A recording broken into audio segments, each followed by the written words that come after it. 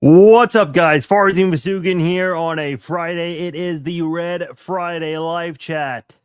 Let's do this. Yes, we are getting closer and closer to the NFL draft. Less than 2 weeks away, 13 days away from the NFL draft. I'm excited. I know you guys are as well.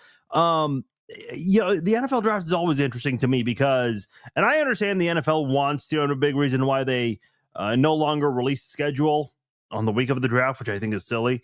They want every month of the year for there to be something important uh, with the NFL. So, for example, February is the Super Bowl. March is the start of the new league year in free agency. April is the draft, and March also is, of course, is it March or February when the combine takes place. May is now the month where they release the schedule. June, I mean, I guess June's the end of OTAs, and even in the month of June, when you have NBA, NHL finals, baseball is kind of in an intriguing place at that moment. Start of summer, more people going to baseball games. The NFL still dominates headlines. July is the start of training camp, and then of course August is the start of the preseason, and then you have the season from that point forward. My whole point with all of that is the draft, all this draft talk kind of drags on a little bit for me, and I can tell for you guys as well. But eventually, over time, once it's draft week, you get pretty excited.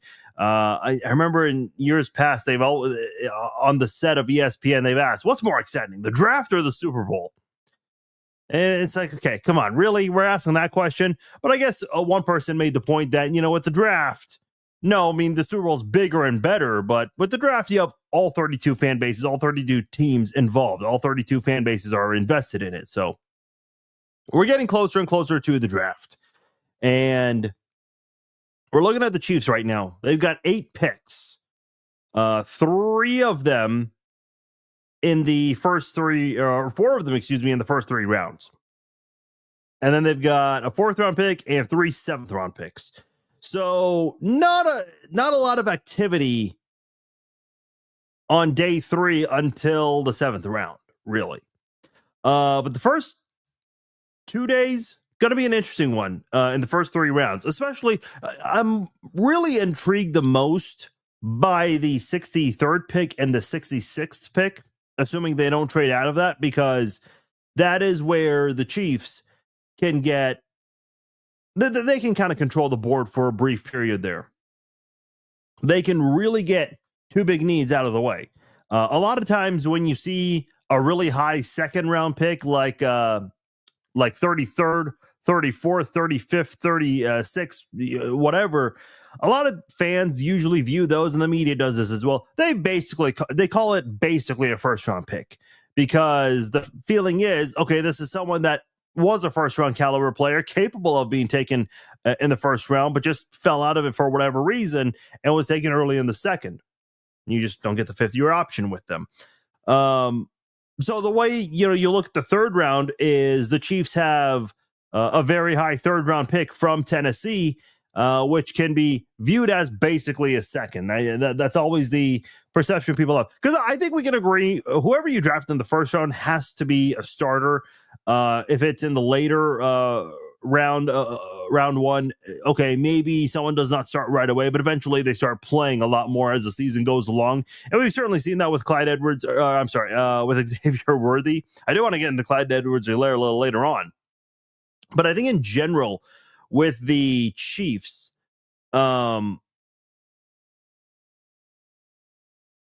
this whole situation with their draft, I'm just really curious to see what they do with those 2 picks.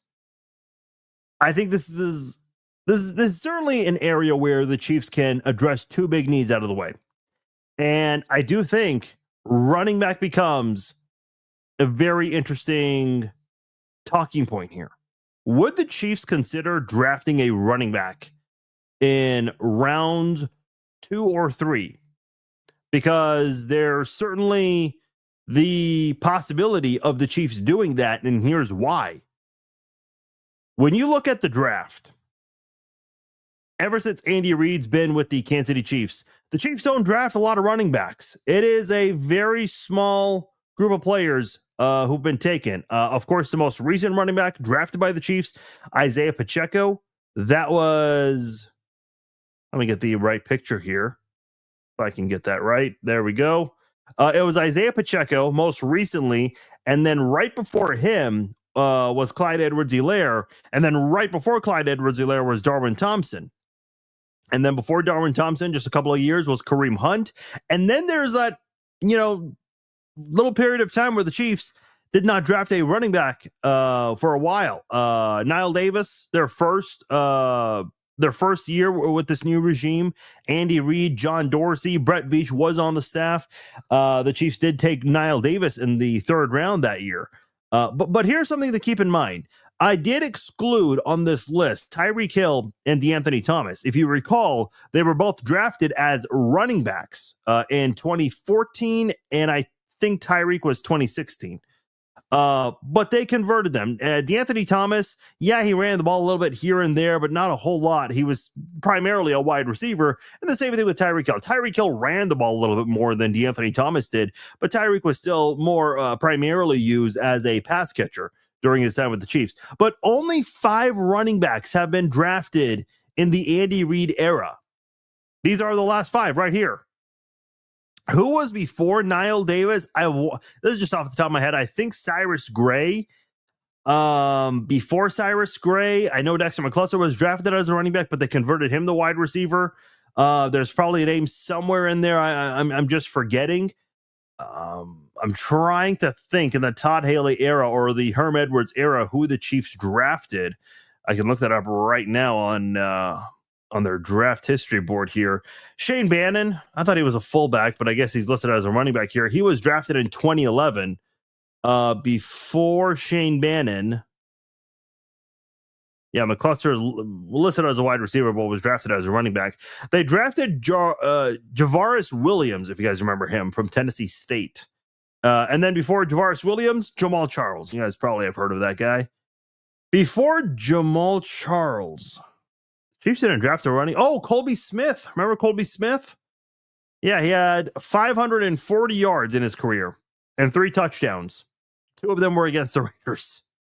I remember that game. He rushed for 150, two touchdowns. Should have won Rookie of the Week, but the Chiefs laid an egg in that game. That was the glorious 07 season where they lost 9 in a row to end the year. Yeah, they didn't draft a lot of running backs in the Dick Vermeil era. 06, that was Herm Edwards' first year.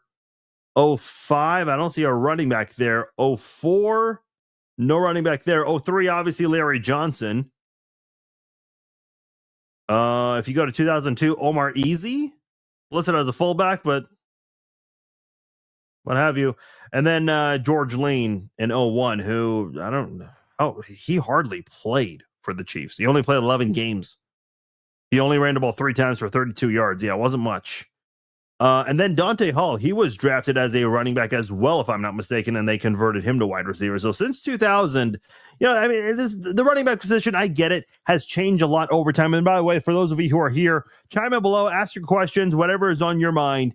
Let me know whatever's on your mind. I want to hear from you. I know there might not be a lot of questions because it is the middle of April. This is really the middle of April and June. Those are really the 2 months of the year, and also parts of May where it's just like there's not a whole lot to talk about. And I can assure you we'll definitely take a little bit of a hiatus in May and June because there's just not too much to talk about during that time. But yeah, comment below with your questions. If we have any, we'll get to them. But I will say this about the Chiefs right now at the running back position, because in the Patrick Mahomes era, how many 1,000-yard rushers have the Chiefs had? Not one. Now, Mahomes was a rookie in 2017, and that's when Kareem Hunt led the league in rushing, but Mahomes was, of course, a backup, as you guys all remember. As far as Mahomes being the primary starter for the Chiefs, he's never once had a 1,000-yard rusher on the team. And I think it's always important because if you have a great quarterback, which the Chiefs do, and if you also have a really good running back to kind of help provide that balance, it really does a lot for you. Where am I going with this? I think Kansas City has to consider a running back here in order to provide some balance. Because I think the Chiefs, and don't get me wrong, I think the Chiefs have certainly improved the wide receiver position. The offensive line still needs some work. But in general, it's like, okay, they're still putting some pressure on this guy. What if they brought in a running back who can really help take some of the load off his shoulders here? Now, I think we can all agree the Chiefs are not going to go after a running back in the first round. Second round, where the Chiefs pick at 63, and then in the early third, where they pick 66. And then where's their other third? I think it's 95, excuse me. So in the second and third rounds, you're picking 63rd, 66th, and 95th. Can you get a good running back, a viable running back, with either of those three picks? And I'm just kind of looking at the board here. I mean, you're obviously not going to get an Ashton Gentry type of running back because he's going top 5, top 10 at the worst. I know one name that a lot of people really like, Cam Skattebo from Arizona State. Really good running back. And he definitely showed out in that bowl game against Texas in the college football playoffs. I think he'd be really good in Andy Reid's system. I think Cam Skattebo can have a career similar to Kimball Anders, might have more rushing yards if the Chiefs were to utilize him more. But you know, Andy Reid, this is not a team that runs a whole hell of a lot. I mean, they'll run the ball, just not often. Another running back, and I know this is one that has been tied to the Chiefs. There are some predictions out there that the Chiefs would get him with the 63rd pick, is Caleb Johnson from Iowa. This guy had a hell of a career in Iowa.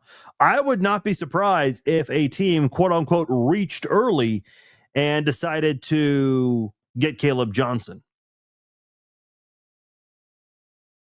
Meaning late first or early second. But a lot of the mock drafts have him falling late second.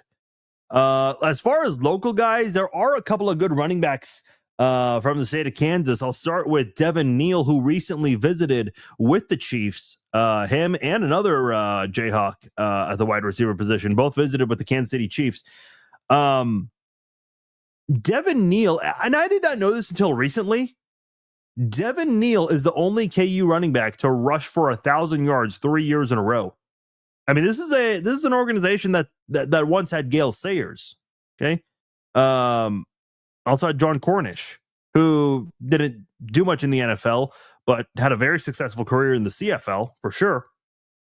There are some really good running backs that have come out of Kansas, but Devin Neal, who is the only one to rush for 1,000 yards 3 years in a row. Yeah, that's something that I think the Chiefs would certainly keep an eye on. That kind of consistency is certainly good. And by the way, I've criticized the Big 12 in years past, where I remember when I was covering the Big 12 very closely. I was covering KU and the Big 12 in 2012. That was Charlie Weis' first year with the Jayhawks, which is a whole different story in and of itself. But at that time, I remember there was 1 week, and there were only 10 teams in the Big 12 at the time. 6 of the 10 teams allowed 50 or more points. And it's like, and by the way, KU just could not ever find that little crack where they could utilize their offense and let them flourish. They just could never figure it out. But the other Big 12 teams did. In fact, I remember every Big 12 team was ranked that year at some point other than KU. So KU certainly come a long way with that. But my point is, defenses in the Big 12 were pretty bad a while ago. They've gotten better over time. They've certainly gotten better over time. Another good running back from the state of Kansas, also in the Big 12, DJ Giddens. And I think this is someone that might be a little underrated, in my opinion. I think he could be taken. If the Chiefs don't take him with the 66th pick, he'll be taken at some point in the third round before Kansas City picks again in the 95th selection. And by the way, we're obviously talking about these picks provided they don't trade. That's obviously not a guarantee, because trades do happen in the draft frequently, but we can't really predict that from our standpoint. So take that for what you will. But my point is, DJ Giddens, I think another good running back the Chiefs might consider here. I just think that it would be important to have a good running back in Andy Reid's offense. And listen, they tried with Isaiah Pacheco. A couple of really good seasons from Pacheco. I know his stats don't reflect that because the Chiefs have been a pass-heavy team. But if they were to utilize him more, and listen, this is going to be a very interesting year for Kansas City because they're bringing back Kareem Hunt. And listen, Kareem Hunt's not the running back he once was. During his early years in Kansas City, early with Cleveland, he was putting up big numbers when sharing the backfield with Nick Chubb. Isaiah Pacheco, again, like I said, somebody who got off to a really good start last year with the injury and coming back from the injury, just was not the same running back. Clyde Edwards-Helaire had flashes, but you don't want flashes from a first-round draft pick. You certainly want a lot of consistency with a first-round pick. But I'm just looking in general right now with the Chiefs here because they brought in Elijah Mitchell. They still have Carson Steele. I know they really fell in love with Carson Steele and what he did in the preseason last year. And hey, why not? I've always said though, relax a bit. As fun as it was to watch Carson Steele in the preseason, and obviously he had that cool story with the alligator and all that stuff. We saw a completely different Carson Steele in the regular season. We thought that Carson Steele would have been used more in short yardage situations. And I understand, a lot of things happen where the Chiefs brought back Kareem Hunt and utilized him more because there was no Hollywood Brown. There was no Rashee Rice. There was no Isaiah Pacheco. So they did turn to Kareem Hunt a lot last year. But I thought they would still use Carson Steele more for those short yard moments. And they didn't. Obviously, we saw Carson Steele. I think he had 3 fumbles in the first 5 weeks. That's not good. That's not good. You guys don't need me to tell you that. You guys know that's bad. So I think when you look at the Chiefs, and by the way, keep your questions coming. I'll get to these shortly. Comments, questions, whatever you have about the draft, whatever's on your mind, I'll get to those. I just think it's important for the Chiefs to get a running back early in the draft. Definitely not with the first round pick. Second round pick, I know a lot of people have certain opinions about the Chiefs potentially going for a running back in round 2, 63 overall. I'm fine with it. It's just how comfortable are they at left guard? And listen, with the possibility of Luther Burden falling, how much would he be useful in this offense? I'm not saying he would be terrible, but I don't know. I mean, he's not going to have the active numbers that he personally might want because this is an already crowded offense at the wide receiver position with Hollywood, Xavier Worthy, Rashee Rice, Juju Smith-Schuster. Probably going to fill in a lot when and if the suspension drops on Rice. So I still think at the end of the day, that wide receiver, because look at the wide receiver position. The Chiefs have drafted a wide receiver 5 times in the last 6 years.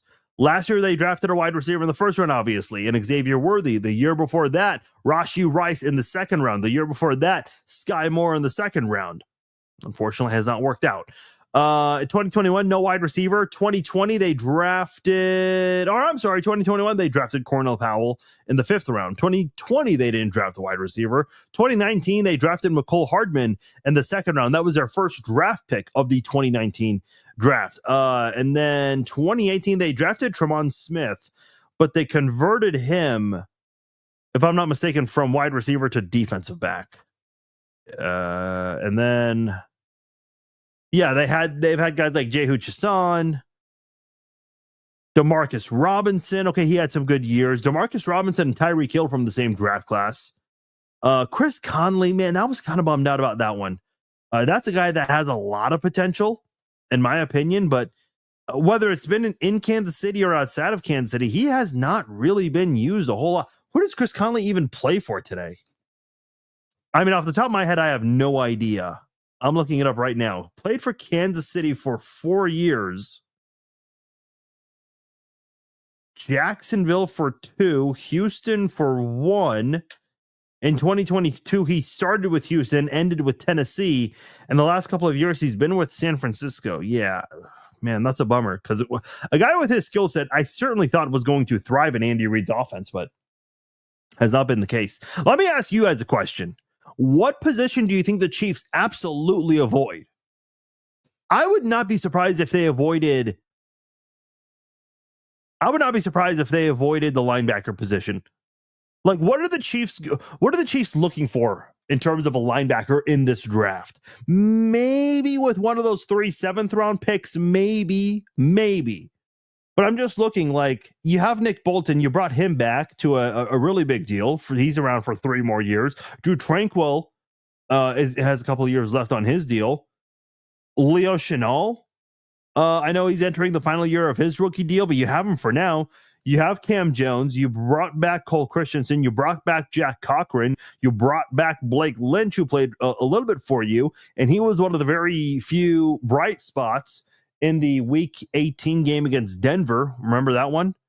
I just don't know, like, what would the Chiefs look for in a linebacker in this draft? Because they've got 2, 4, 6, 8 linebackers right now on the team. And I understand not all of them are going to make it to training camp. They might cut 1 or 2. They'll cut a few guys prior to training camp and replace them with somebody else to complete the 90. But I just don't know if the Chiefs draft a linebacker here. I really don't think so. I think their focus, as far as defense goes, would be defensive tackle, maybe edge if there's somebody they really like that's available to them, and the safety position. Safety or cornerback. I would imagine there's 2 defensive backs taken in this draft by the Chiefs. We'll see.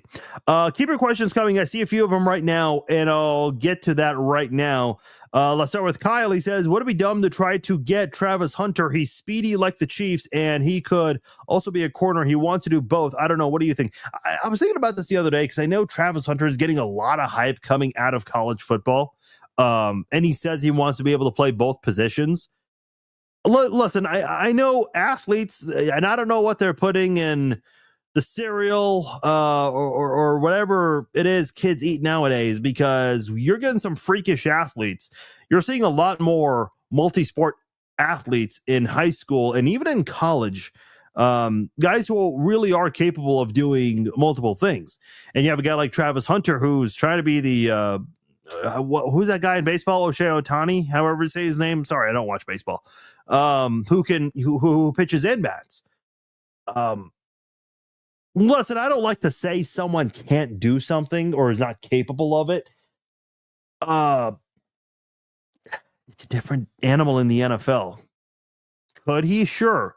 We might move into that category one day where we start seeing athletes in the NFL that can play offense and defense. And I'm not talking like a random snap here and there like Mike Vrabel. I'm talking someone that plays consistently offense and defense. I don't know, though. I mean, at wide receiver, you're doing a lot of running. Cornerback, you're doing a lot of running. I know he did it in college, and that's all the hell impressive to me and should be to everyone else. I just don't know if that's going to work out for him in the NFL. I mean, it is going to be a fire drill for him to try to play wide receiver and cornerback. That would be really difficult. Now, to answer your question, would it be dumb to get him? It wouldn't be dumb to get him, but what would you give up? Because people were asking this last year about Joe Alt. Chiefs fans were hoping that there was a chance that the team would trade up to get Alt or Marvin Harrison Jr. What are you giving up realistically? Because you already have a late first-round pick, and you're going to have a late first-round pick for many more years to come. So that's not a very attractive offer to even begin with. You would have to give up a star-studded player, and they might want a guy like Trent McDuffie as part of the mix. Like, if you want a top 5 or a top 10 pick to get a guy like Travis Hunter, you might need to give up Trent McDuffie and even more. So I don't even know if that's realistically possibility. Kyle also says, I feel we could get Cam Skattebo in the second round. A lot of mock drafts have him available at 63 and 66. So if the Chiefs were interested in Skattebo, maybe there's a possibility he's available there. Devin Neal, I think, is certainly a good option with one of those 2 picks there as well. Greg says they need a big running back. The smaller guys break down. Listen, defenses in the NFL, I know a lot of people say, oh, you can't play defense in the NFL. Yeah, well, you see guys hitting harder, though, now than they did before. And I get it. I'm not disagreeing with that sentiment. I mean, the league is kind of in a position now where it is easier for offensive players. I get that. But I guess, a guy like Skattebo would certainly be a good. Kyle says Trevor Etienne. That's someone I've kept an eye on, obviously related to Travis Etienne. That's someone that is expected to go in day 3 of the draft, unless there's a team that reaches and goes for it. And by the way, I hate that word reaches, because I'm not scouting the players. None of us are scouting the players. What do we know if a team is really reaching or not? And I get it. We can all have opinions. Don't get me wrong, but there's a difference between having an opinion and just criticizing a team because you think you are a better scout than the scouts that they have. But Trevor Etienne, sure, might be someone who the Chiefs are considering in day 3 of the draft. I don't think he would go before that. Rochelle says, I heard the Chiefs were looking at Ty Robinson, the defensive tackle from Nebraska, maybe looking at Janarius Robinson, defensive end from there. Yeah, Robinson is with the Chiefs. Also spent some time with the Vikings too. Or am I getting him mixed up for Jerry Tillery? The Chiefs have added some depth at the defensive line for sure. Adding Tillery, adding Robinson, as you mentioned. When you look at what the Chiefs could do in the later rounds, or I'm sorry, early on, like a defensive tackle, if a guy like Derek Harmon from Oregon is there, or Walter Nolan from Ole Miss, that would really add to your defensive line. As much as I would love Luther Burden, and it seems like Luther Burden might be available in with the 31st pick. But I think Derek Harmon would certainly be a better option, or Walter Nolan. And as far as offense goes, and I don't think he'll be available at 31, but I'd be very curious to see if the Chiefs were to draft up to try to get Gray Zabel, who is listed as a guard in some websites, and some other websites he's listed as a tackle. This is a guy who has experience playing left tackle, right tackle, and left guard. And he's very good at all 3 of those positions. So as much as I would love for the Chiefs to get Luther Burden, I just feel like there are other options that would fulfill a serious need for Kansas City. I just lost my screen here. Let's see. Okay. I think Kareem did well while Isaiah was out. Yeah, he did. He wasn't putting flashy numbers. So if you're going off stats, no, Kareem Hunt didn't have a great year, but he provided a nice little jolt that the team really needed. Really, really needed. I also think we should look into another young edge rusher. Yeah, we were kind of alluding to this earlier. To compliment George Karlaftis, in my opinion, felt like we haven't had a great person in that spot since Tamba Hali. I mean, the Chiefs have been able to get after the quarterback. The problem is they chase him, but they can't get those sacks. The Chiefs had a lot of pressures last year, but the sack total just wasn't where it needed to be. Yes, Carson Steele still on the team. I mean, between weeks 5 and 17, I don't think he touched the ball once. He was bit on the field, but he hardly touched the ball. Week 18, he obviously played a lot in that game where the Chiefs had all their backups against Denver, but Michael says, why in the world would we waste an early pick at running back? We have 3 guys all capable of starting. It's a fair point, Michael, but keep one thing in mind. Kareem Hunt's in his 30s. And let's be real, in the NFL today, that's not great. I know Derrick Henry's still playing at a high level. Not to compare Kareem Hunt to Derrick Henry right now at their stages of their careers, but realistically, I don't know if Kareem Hunt would come back in 2026. Isaiah Pacheco's entering the last year of his deal. This is going to be a big prove-it year for Isaiah Pacheco coming off that injury last year. I know he missed a lot of games last year because of that, and we were just talking about that earlier with another comment. Elijah Mitchell, I mean, I think he's on a one-year deal. It'd be interesting if the Chiefs got a running back in the second or third round to bring in, learn under these guys, and then become a more active player in year two.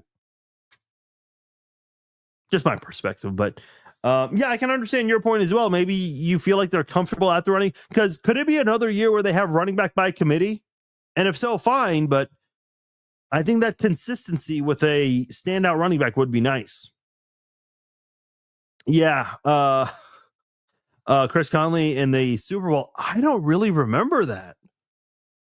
What was Chris Conley's stats? Super Bowl 58 stats. Yes.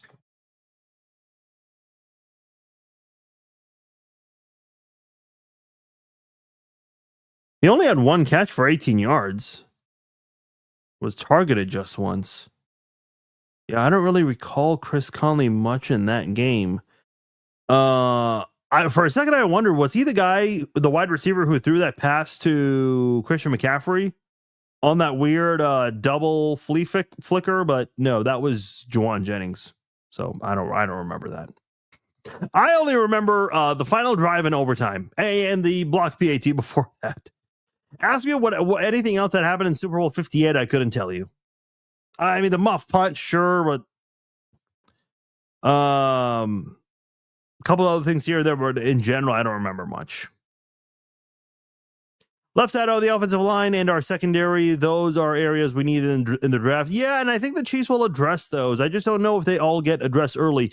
Greg's asking, will we still keep looking for a tight end? This is a really good question. I've kind of flirted with the idea of this in PFF's mock draft simulator.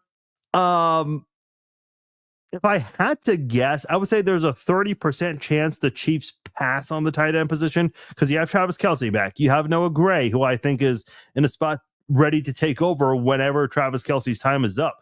And then you have Jared Wiley, who the Chiefs got from TCU. And I know they really like the kid.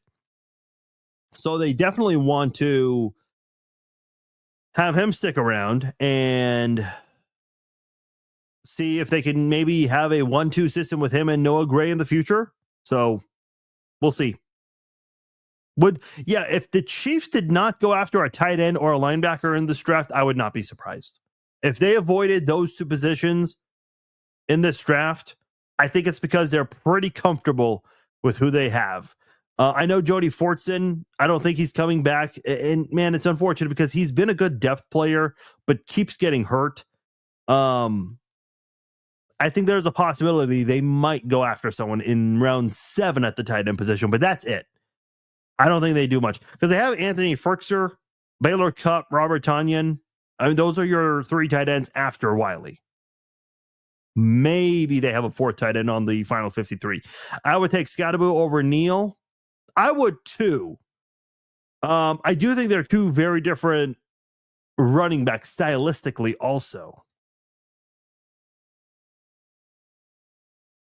Yeah, look, if the Chiefs, I agree with you, Joey. If the Chiefs were to get any player to help beef up that defensive line, especially with the loss of Treshaun Wharton, oh boy, and let's say, they get Ty Robinson or, even a guy like Derek Armand from Oregon, or that kid from Ole Miss. What if they pan out to be really, really good? Like you have Chris Jones, and then you would also have a rookie defensive tackle that would play at a high level on a rookie deal. I mean, you would almost essentially have what the Minnesota Vikings had with their defensive line a few years ago, where you had the Williams duo and Jared Allen. I mean, that was one hell of a defensive line. Like, there's a reason why that defensive line was really, really good. And that defense in general was one of the best in stopping the run for a couple of years in a row. Yeah, maybe you're thinking of a different game. Kyle also says we got to give Jared Wiley a chance and Noah Gray.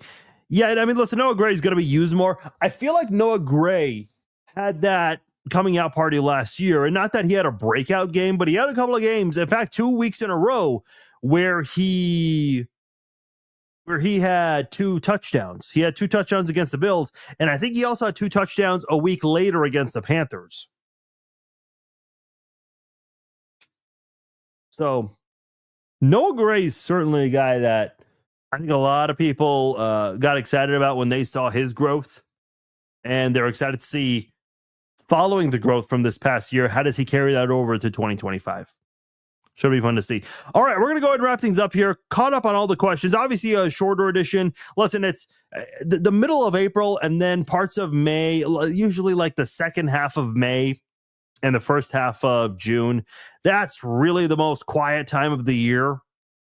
Yeah, there's a lot of draft talk going on now, but there's only so much draft talk you can really have. So we'll go ahead and wrap it up right there and call it a show. Obviously, we're getting closer and closer to the NFL draft. Less than 2 weeks away, 13 days away. The week of the draft, we'll have a lot of content for you guys to consume, enjoy, all of that good stuff. So make sure you guys keep it locked right here on Facebook and YouTube. Appreciate all of you guys who tuned in tonight. Go enjoy the rest of your Red Friday. Everyone have a great weekend. I'm Farzin Vousoughian. I am out. Take care.